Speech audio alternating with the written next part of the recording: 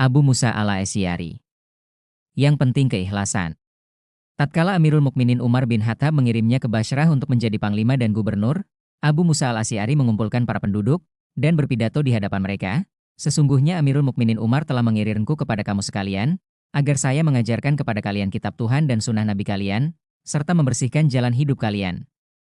Orang-orang heran dan bertanya-tanya. Mereka mengerti apa yang dimaksud dengan mendidik dan mengajari mereka tentang agama, yang memang menjadi kewajiban gubernur dan panglima. Tetapi bahwa tugas gubernur itu juga membersihkan jalan hidup mereka, hal ini memang amat mengherankan dan menjadi suatu tanda tanya. Siapakah kiranya gubernur ini, yang mengenai dirinya Hasan Basri radhiyallahu anhu pernah berkata, "Tak seorang pengendara pun yang datang ke Basrah yang lebih berjasa kepada penduduknya selain dia." La adalah Abdullah bin Qais dengan gelar Abu Musa al-Asy'ari.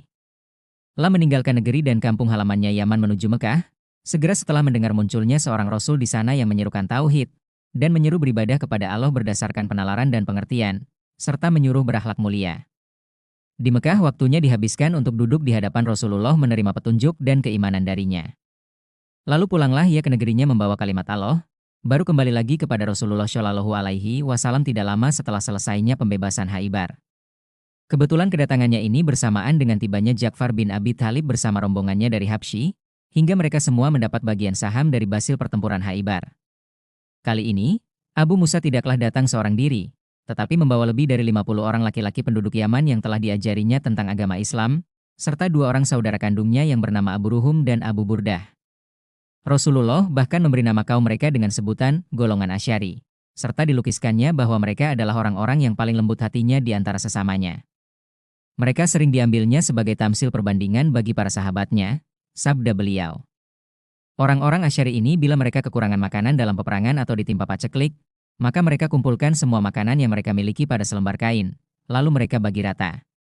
Mereka termasuk golonganku, dan saya termasuk golongan mereka. Mulai saat itu, Abu Musa pun menempati kedudukannya yang tinggi di kalangan kaum muslimin dan mukminin yang ditakdirkan memperoleh nasib mujur menjadi sahabat Rasulullah dan muridnya, serta yang menjadi penyebar Islam ke seluruh dunia, pada setiap masa. Abu Musa merupakan gabungan yang istimewa dari sifat-sifat utama. Ia seorang prajurit yang gagah berani dan pejuang yang tangguh bila berada di medan perang. Tetapi ia juga seorang pahlawan perdamaian, peramah dan tenang, keramahan dan ketenangannya mencapai batas maksimal. Seorang ahli hukum yang cerdas dan berpikiran sehat, yang mampu mengerahkan perhatian mencapai kunci dan pokok persoalan, serta mencapai basil gemilang dalam berfatwa dan mengambil keputusan, sampai ada yang mengatakan, kadli atau hakim umat ini ada 4 orang, yaitu Umar, Ali, Abu Musa dan Zaid bin Sabit. Di samping itu ia berkepribadian suci hingga orang yang menipunya di jalan Allah, pasti akan tertipu sendiri, tak ubahnya seperti senjata makan tuan. Abu Musa sangat bertanggung jawab terhadap tugasnya dan besar perhatiannya terhadap sesama manusia. Seandainya kita ingin memilih suatu semboyan dari kenyataan hidupnya, maka semboyan itu akan berbunyi, yang penting ialah ikhlas, kemudian biarlah terjadi apa yang akan terjadi. Dalam arena perjuangan, Abu Musa al-Asy'ari memikul tanggung jawab dengan penuh keberanian, hingga menyebabkan Rasulullah Shallallahu Alaihi Wasallam berkata mengenai dirinya, pemimpin dari orang-orang berkuda ialah Abu Musa. Sebagai pejuang, Abu Musa melukiskan gambaran hidupnya sebagai berikut. Kami pernah pergi menghadapi suatu peperangan bersama Rasulullah, hingga sepatu kami pecah berlubang-lubang, tidak ketinggalan sepatuku, bahkan kuku jariku habis terkelupas, sampai-sampai kami terpaksa membalut telapak kaki dengan sobekan kain. Keramahan, kedamaian dan ketenangannya, jangan harap menguntungkan pihak musuh dalam suatu peperangan. Karena dalam suasana seperti ini, ia akan meninjau sesuatu dengan sejelas-jelasnya, dan akan menyelesaikannya dengan tekad yang tak kenal menyerah. Pernah terjadi ketika kaum muslimin membebaskan negeri Persia, Al-Asy'ari dengan tentaranya menduduki kota Isfahan. Penduduknya minta berdamai dengan perjanjian bahwa mereka akan membayar upeti. Tetapi dalam perjanjian itu mereka tidak jujur, tujuan mereka hanyalah mengulur waktu untuk mempersiapkan diri dan akan memukul kaum muslimin secara curang. Hanya saja kearifan Abu Musa yang tak pernah lenyap di saat-saat yang diperlukan, mencium kebusukan niat yang mereka sembunyikan. Maka tatkala mereka bermaksud hendak melancarkan pukulan itu, Abu Musa tidaklah terkejut, bahkan telah lebih dulu siap untuk melayani dan menghadapi mereka. Terjadilah pertempuran, dan belum sampai tengah hari, Abu Musa telah memperoleh kemenangan yang gemilang. Dalam medan tempur melawan Imperium Persia, Abu Musa al-Asy'ari mempunyai saham dan jasa besar. Bahkan dalam pertempuran di Tustar, yang dijadikan oleh Hurmuzan sebagai benteng pertahanan terakhir dan tempat ia bersama tentaranya mengundurkan diri, Abu Musa menjadi pahlawan dan bintang lapangannya. Pada saat itu Amirul Mukminin Umar Ibnul Khattab mengirimkan sejumlah tentara yang tidak sedikit, yang dipimpin oleh Ammar bin Yasir, Barra bin Malik, Anas bin Malik, Majzah al-Bakri dan Salamah bin Raja. Kedua tentara itu, yakni tentara Islam di bawah pimpinan Abu Musa, dan tentara Persia di bawah pimpinan Hurmuzan, bertemu dalam suatu pertempuran dahsyat. Tentara Persia menarik diri ke dalam kota Tustar yang mereka perkuat menjadi benteng. Kota itu dikepung oleh kaum muslimin berhari-hari lamanya, hingga akhirnya Abu Musa menggunakan akal muslihatnya. Dikirimnya beberapa orang menyamar sebagai pedagang Persia membawa 200 ekor kuda disertai beberapa prajurit perintis menyamar sebagai penggembala. Pintu gerbang kota pun dibuka untuk mempersilahkan para pecelagang masuk. Setelah pintu benteng itu dibuka, prajurit-prajurit pun berlofcatan menerkam para penjaga dan pertempuran kecil pun terjadi. Abu Musa beserta pasukannya tidak membuang waktu lagi menyerbu memasuki kota. Pertempuran dahsyat terjadi, dan tidak berapa lama kemudian seluruh kota Kliklucluki dan Panglima beserta seluruh pasukannya menyerah kalah. Panglima musuh dan para komandan pasukan, oleh Abu Musa dikirim ke Maklinah, menyerahkan nasib mereka pacla Amirul Mukminin. Tetapi baru saja prajurit yang kaya dengan pengalaman dan dahsyat ini meninggalkan medan, ia pun telah beralih rupa menjadi seorang hamba yang rajin bertaubat, sering menangis dan amat jinak bagaikan burung merpati. Ia membaca Al-Quran dengan suara yang menggetarkan tali hati para pencelengarnya, hingga mengenai ini Rasulullah pernah bersabda, "Sungguh, Abu Musa telah diberi Allah seruling kelari seruling-seruling keluarga Daud." Setiap kali Umar melihatnya, panggilnya dan suruhnya untuk membacakan kitabullah, "Bangkitlah kerincuan kami kepada Tuhan kami, wahai Abu Musa." Begitu juga, dalam peperangan, ia tidak ikut serta, kecuali siap melawan tentara musyrik, yakni tentara yang menentang agama dan bermaksud hencelak memacelamkan nur atau cahaya ilahi. Aklapun dalam peperangan antara sesama muslim, maka ia menyingkirkan diri dan tak ingin terlibat di dalamnya. Pendiriannya ini jelas terlihat dalam perselisihan antara Ali dan Muawiyah, dan pada peperangan yang apinya berkobar ketika itu antara sesama muslim. Mungkin pokok pembicaraan kita sekarang ini akan kelapat mengungkapkan prinsip hiclupnya yang paling terkenal yaitu penceliriannya ke dalam tahkim, pengaclilan atau penyelesaian sengketa antara Ali dan Muawiyah. Penceliriannya ini sering dikemukakan sebagai saksi dan bukti atas kebaikan hatinya yang berlebihan, hingga menjadi makanan empuk bagi orang yang menipunya. Tetapi sebagaimana akan kita lihat kelak, pendirian ini walaupun mungkin agak tergesa-gesa dan terdapat unsur kecerobohan, namun banyak mengungkapkan kebesaran sahabat yang mulia ini, baik kebesaran jiwa dan kebesaran keimanannya kepada yang hak maupun kepercayaannya terhadap sesama kawan. Pendapat Abu Musa mengenai soal tahkim ini dapat kita simpulkan sebagai berikut. Memperhatikan adanya peperangan sesama kaum muslimin, dan adanya gejala masing-masing yang ingin mempertahankan pemimpin dan kepala pemerintahannya. Sehingga suasana antara kedua belah pihak sudah menyimpang sedemikian jauh serta teramat gawat yang menyebabkan nasib seluruh umat Islam telah berada di tepi jurang yang amat dalam. Maka menurut Abu Musa, suasana ini harus diubah, dirombak dan dikembalikan ke arah tujuan Islam semula secara keseluruhan. Sesungguhnya perang saudara yang terjadi ketika itu, hanya berkisar pada pribadi kepala negara atau khalifah yang diperebutkan oleh dua golongan kaum muslimin.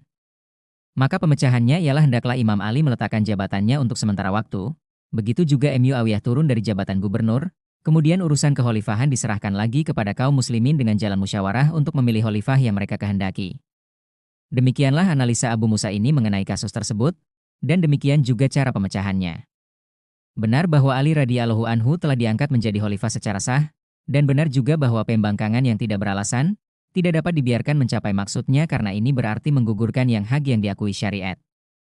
Hanya saja menurut Abu Musa, pertikaian sekarang ini telah menjadi pertikaian antara penduduk Irak dan penduduk Syria, yang memerlukan pemikiran dan pemecahan dengan cara baru, karena tindakan Muawiyah sekarang ini telah terakumulasi menjadi pembangkangan penduduk Syria. Sehingga semua pertikaian itu tidaklah hanya pertikaian dalam pendapat dan pilihan saja. Tetapi kesemuanya itu telah berlarut-larut menjadi perang saudara dahsyat yang telah menelan ribuan korban dari kedua belah pihak, masih mengancam Islam dan kaum muslimin dengan akibat yang lebih parah. Maka, melenyapkan sebab-sebab pertikaian dan peperangan serta menghindarkan benih-benih permusuhan dan biang keladinya, bagi Abu Musa merupakan titik tolak untuk mencapai penyelesaian.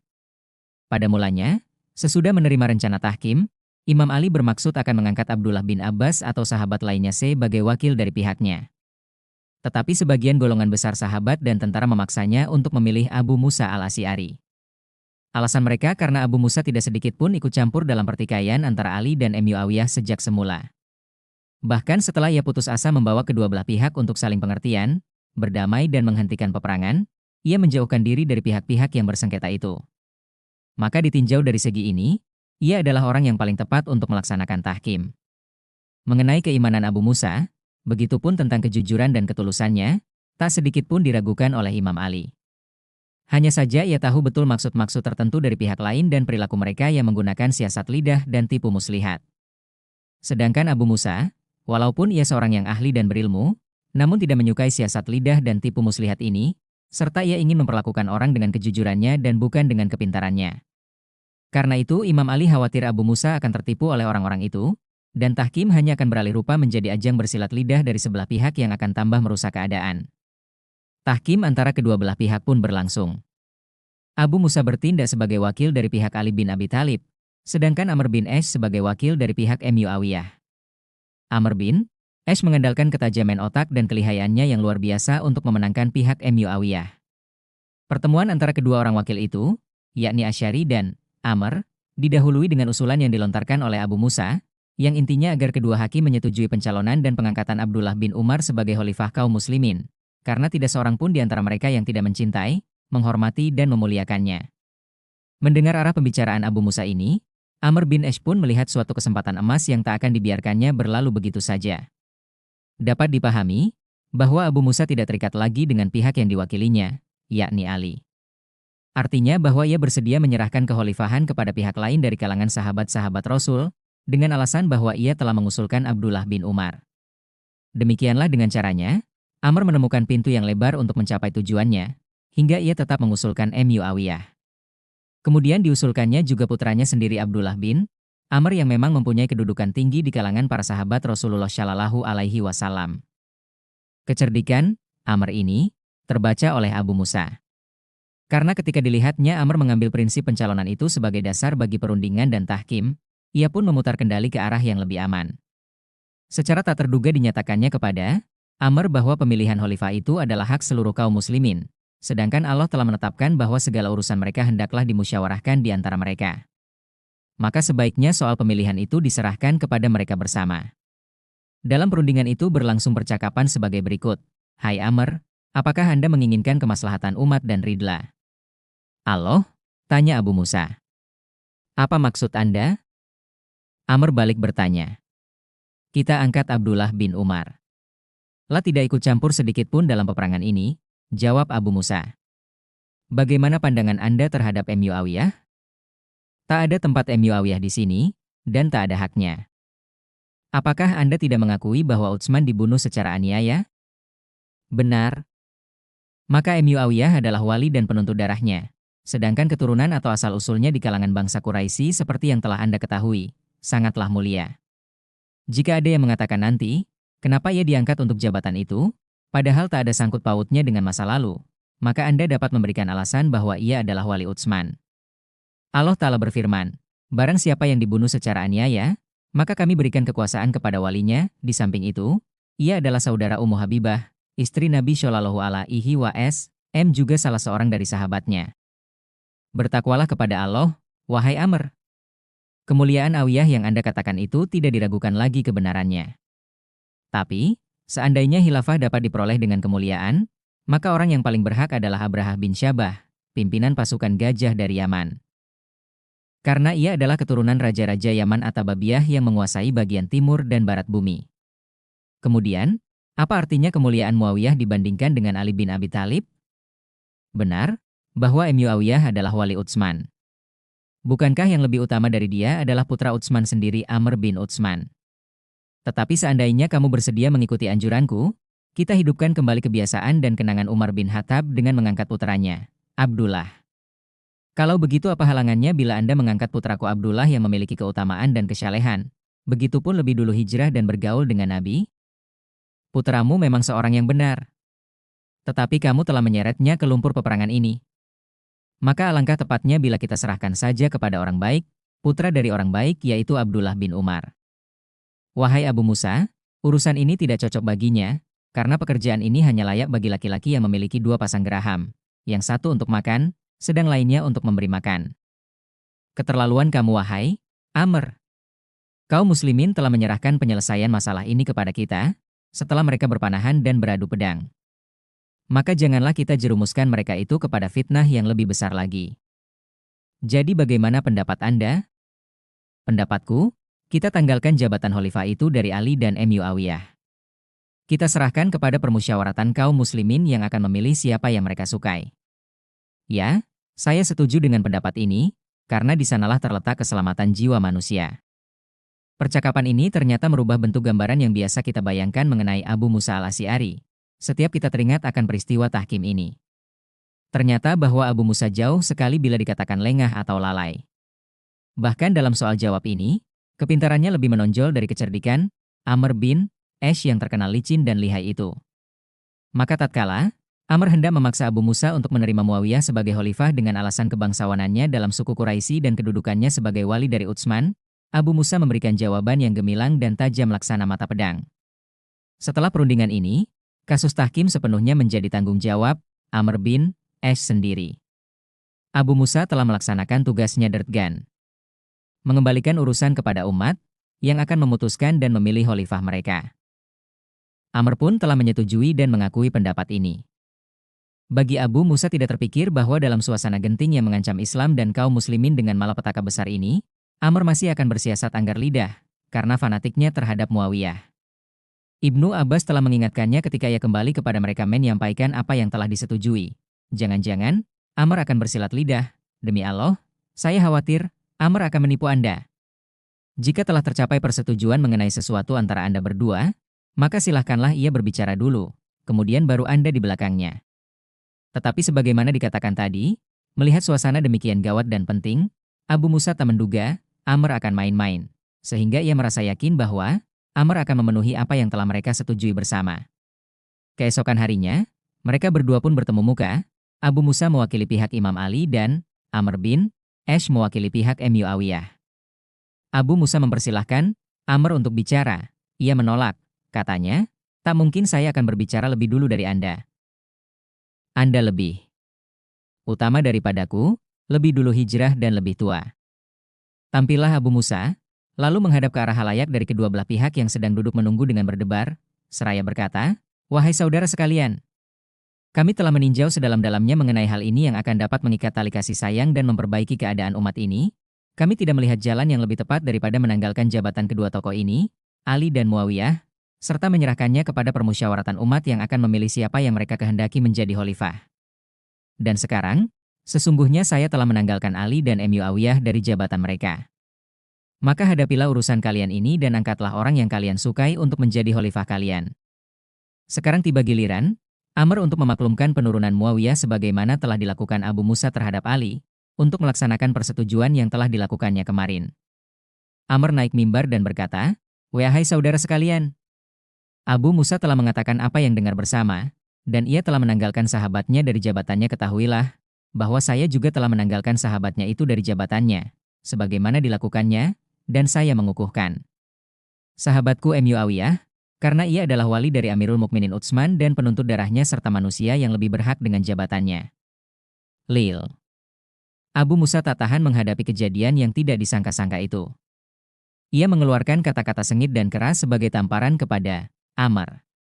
Kemudian ia mengasingkan diri, diayunkannya langkah menuju ke Mekah. Di dekat Baitul Haram, ia menghabiskan usia dan hari-harinya di sana. Abu Musa radhiyallahu anhu adalah orang kepercayaan dan kesayangan Rasulullah Shallallahu alaihi wasallam, juga menjadi kepercayaan dan kesayangan para khalifah dan sahabat-sahabatnya. Ketika Rasulullah Shallallahu alaihi wasallam masih hidup, beliau mengangkatnya bersama Muadz bin Jabal sebagai penguasa di Yaman. Dan setelah Rasul wafat, ia kembali ke Madinah untuk memikul tanggung jawabnya dalam jihad besar yang sedang dijalani oleh tentara Islam terhadap Persia dan Romawi. Di masa Umar, ia diangkat sebagai gubernur di Basrah, sedang Khalifah Utsman mengangkatnya menjadi gubernur di Kufah. Abu Musa termasuk ahli Al-Quran, menghafal, mendalami dan mengamalkannya. Di antara ucapan-ucapannya yang memberikan bimbingan mengenai Al-Quran itu ialah, "Ikutilah Al-Quran dan jangan kalian berharap akan diikuti oleh Al-Quran." Ia juga termasuk ahli ibadah yang tabah. Pada waktu siang di musim panas, yang panasnya menyesakkan nafas, tidak menghalanginya untuk berpuasa. "Semoga rasa haus di panas terik ini akan menjadi pelepas dahaga bagi kita di hari kiamat nanti," ujarnya. Di hari yang cerah, ajal pun datang menyambut. Wajahnya menyinarkan cahaya cemerlang, wajah seorang yang mengharapkan rahmat serta pahala Allah Ar-Rahman. Kalimat yang selalu diulang-ulang, dan menjadi buah bibinya sepanjang hayatnya yang diliputi keimanan itu, diulang dan menjadi buah bibirnya juga di saat ia hendak pergi berlalu.